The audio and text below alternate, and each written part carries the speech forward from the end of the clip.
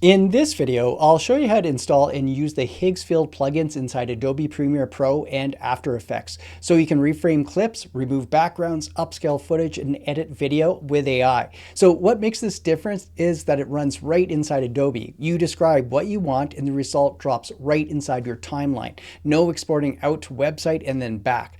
I'm going to show you how to install both on Mac and Windows, then go through the plugins on a real edit. So all the way from generating footage you never shot. I'm Jamie, and let's get into it.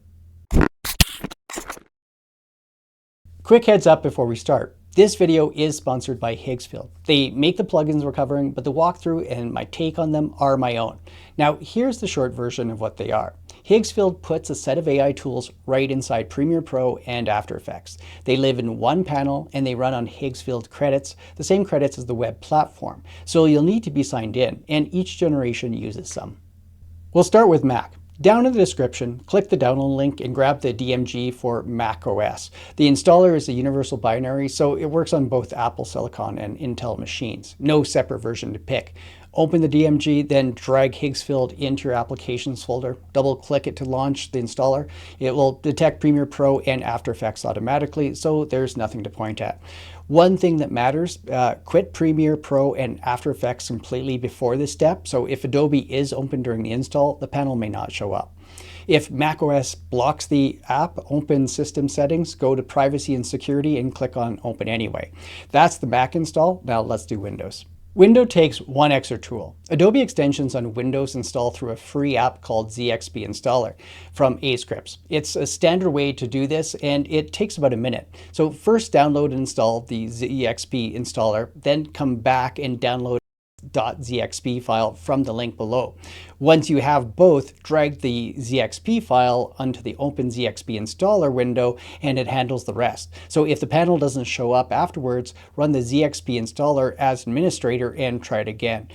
Close Premiere and After Effects before you install. This works on Windows 10, 11, 64-bit. So that's both platforms covered. Let's open the panel. Go ahead and open up either Premiere Pro or After Effects. It's going to work similarly how you access Higgsfield. I'm going to start with and show you Premiere Pro. Now, where I want you to look is right up top here under Window. And you'll see we have extensions, and then there's Higgsfield right here. So I'm going to click on this. This works the same way in After Effects. This is where I can continue in browser and log into my Higgsfield account. I just need to open up my browser. I'm going to continue with Google and sign in. Back over to Premiere Pro, you can see now that I'm signed in and I have quick access to some assets I've already created with Higgsfield in my Higgsfield account. But if I hit the back here, it will bring me to the different options that we have and what I'm going to show you. Let's start with Reframe. I brought in this clip here. It's about an 8 or 9 second clip here. And this is a fake promo for a coffee company, 16:9 aspect ratio. But I want to repurpose this for reels or shorts. So what I'm going to do is go over to the Higgsfield plugin here, and I'm going to click Reframe. And this is where you can pick your different aspect ratio through here. I'm going to go 9:16, and I'm just going to click on Generate. Now, look what it did. It went from this right here, the original, to this new aspect ratio. So not only did it just crop and try to place it in, it recreated around here. So you can see how there's more sky above to make sure everything fit into that ratio. Now I can use this right within here. So if I go back, now you have this new clip.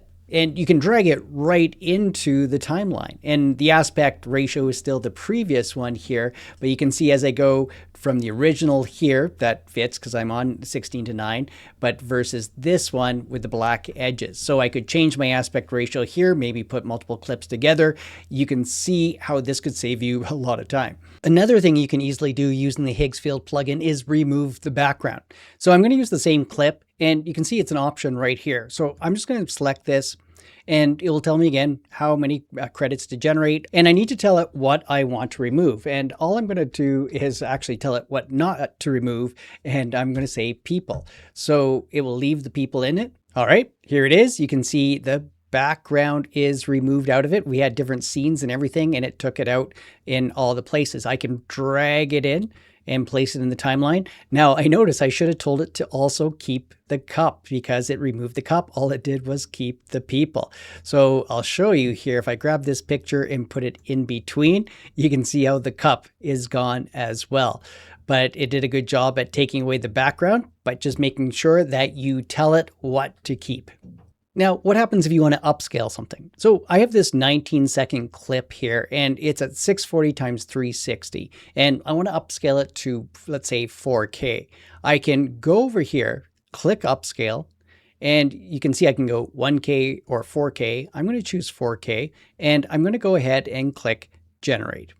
All right, here it is, and I have the original right here, and when I drag this down, take a look at this right here. So if I move the playhead over, and you can see how this is upscaled, how it's larger now versus the original over here. And that took under a minute to go ahead and upscale that. This is a fun one. This one is draw to video. So you get to draw and you can remove something or actually put something in. I just want to point out that the clips do need to be 15 seconds or below in order to use this one. So what I want to do here is we can see we have these two different women walking here. I'm going to remove this one right here. So I'm just going to mark, I'll scribble over top of her. And once I do that, so I've identified, I just have to say what I want, and it's just going to be remove. So it's that simple. So I'm going to send this off, and then it's going to go through and process a new clip, and everything else is going to stay the same, except this person will be gone.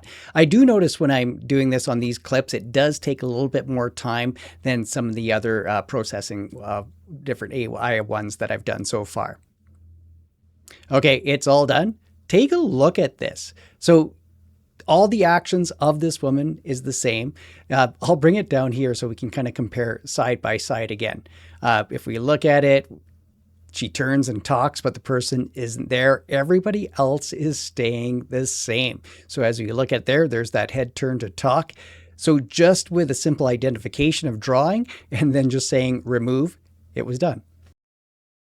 You can also edit videos. We kind of did that in the last one when we erased the woman in the scene. But if we want to add something, we can, in this case, it's the same dog one I had before. Let's add a cat walking in from the right, we'll say, and come lay down beside. So you can see the dog's right here moving around slightly. I'm going to edit video. Now, some things I can pick here. I can pick my model, Cdance. You can see the different ones. I'm going to leave it at Cdance 2.0. I can choose my aspect ratio. I'm going to keep that same up to 15 seconds for the video. I'm going to just keep this one at 10, and you can pick your resolution. I'll go to 1080 on this one. And then you just enter your idea. So, and in this case, an orange tabby cat walks in from the right and lies down next to the dog.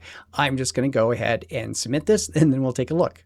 Okay, let's see how this turned out here. We have the cat. Let's drag this down into our timeline just so we can see a little bit better.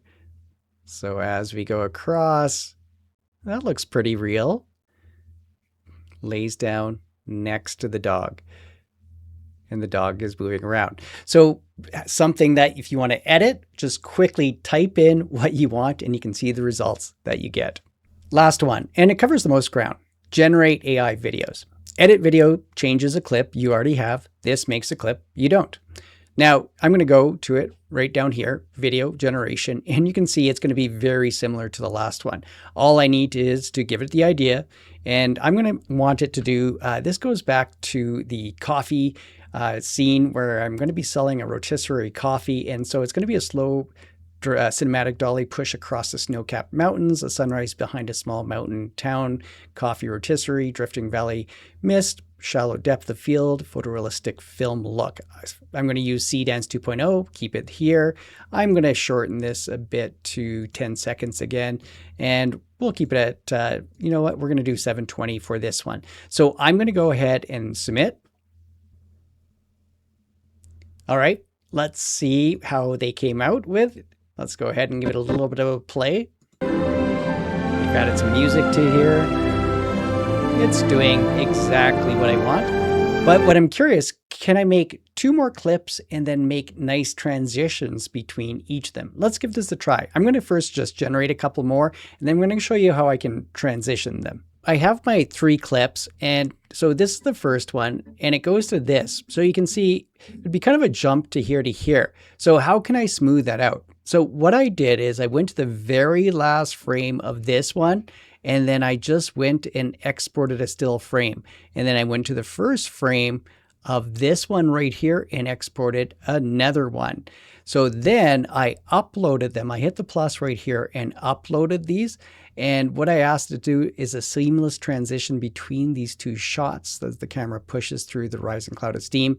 So I made it 4 seconds and I kept everything else the same. Let's go ahead and submit.